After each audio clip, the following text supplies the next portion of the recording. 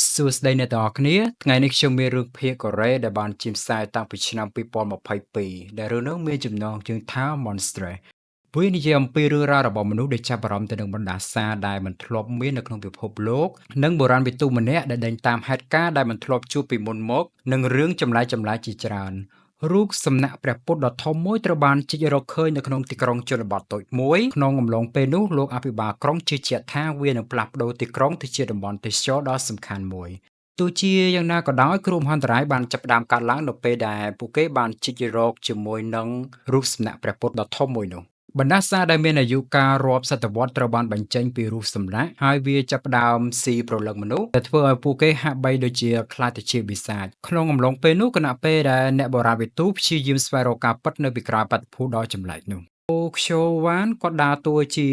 ចុងជីហ៊ុនគាត់គឺជាអ្នកបុរាណវិទ្យាវិទ្យាដែលដេញតាមព្រឹត្តិការណ៍ដែលមិនធ្លាប់មាននឹងចម្លែក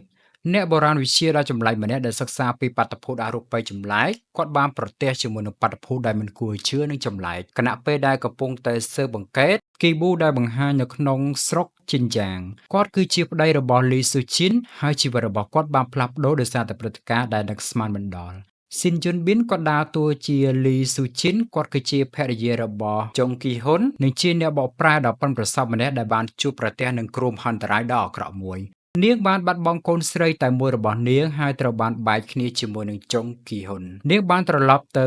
ស្រុកជីនយ៉ាង ដែលជាកន្លែងដែលនាងធ្លាប់លះបង់អ្វីៗទាំងអស់ហើយគណៈពេលដែលនាងទៅដល់កន្លែងដែលមានវាលស្មៅច្រើននាងបានចាប់ផ្ដើមជួបប្រទះនឹងព្រឹត្តិការណ៍ដែលមិនអាចពន្យល់បានជីមជីយ៉ុងក៏ដើរតួជាហាមសុខេគឺជាប្រធានប៉ូលីសនៅក្នុងស្ថានីយ៍ប៉ូលីសស្រុកជីនយ៉ាងគាត់គឺជាតួអង្គដែលតស៊ូជួយសង្គ្រោះកូនប្រុសរបស់គាត់ពីអបតវហេតុដ៏អាក្រក់មួយដែលបានកើតឡើងនៅក្នុងភូមិនាងមានមន្តស្នេហ៍និងភាពជាអ្នកដឹកនាំមិនធម្មតាប៉ុន្តែនាងមានការលំបាកក្នុងការដោះស្រាយជាមួយនឹងកូនប្រុសរបស់នាងដែលមានឈ្មោះថាហាមដូខ្យុងជាអក្រិតជនតូចតាចដែលនាងតែងតែជួបនៅស្ថានីយ៍ប៉ូលីសផាហូសានក៏ដើរតួជាខ្វុនចុងស៊ូគឺជាអភិបាលស្រុកជីនយ៉ាង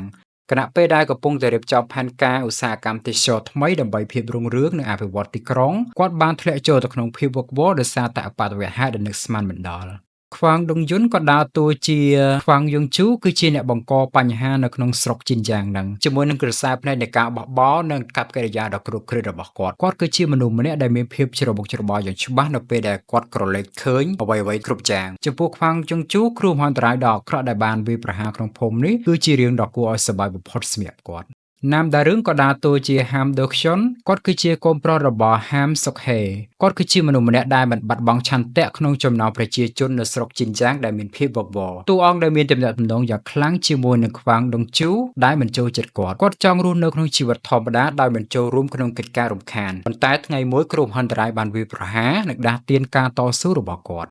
ចំពោះរឿង Monster នេះដែរគឺជារឿងបែបបញ្ឆោតបណ្ដាសាដែលវាចេញពីព្រះពុទ្ធព្រះបរិមាដែលត្រូវបានរកឃើញនៅក្នុងស្រុកជីនយ៉ាងដែលវាមិនគួរចេញមកក្រៅនៅក្នុងពិភពលោកនេះហើយសាច់រឿងនិយាយអំពីរឿងរ៉ាវរបស់អ្នកបុរាណវិទ្យាដែលដេញតាមករណីដ៏សាហាវសាហាវដែលមិនធ្លាប់មានពីមុនមកនៅពេលដែលភូមិមួយនេះត្រូវបានបោះបោរដោយគ្រោះមហន្តរាយជាមួយនឹងការរកឃើញរូបសំណាកព្រះពុទ្ធដ៏អាថ៌កំបាំងនោះភាពច្របូកច្របល់របស់ប្រជាជនប្រឈមមុខនឹងការភ័យខ្លាចដ៏ចម្លែកនិងដំណើរការនៃការដេញតាមដែលធ្វើឲ្យអ្នកទស្សនាមានការងឿឆ្ងល់និងគួរឲ្យចាប់អារម្មណ៍យ៉ាងខ្លាំងចំពោះរឿងនេះគឺបានចេញផ្សាយរួចហើយដែលវាបានចេញផ្សាយនៅលើ TVN កាលពីថ្ងៃទី29 ខែមេសាឆ្នាំ2022បើសិនជាអ្នកទាំងអស់គ្នាចង់បានវីដេអូថ្មីៗតាក់ទងជាមួយនឹងរឿងភាគដែលត្រៀមនឹងចេញផ្សាយនិងចង់ឲ្យខ្ញុំនិយាយជាមួយនឹងរឿងភាគមួយណាសូមខមមិនខាងក្រោម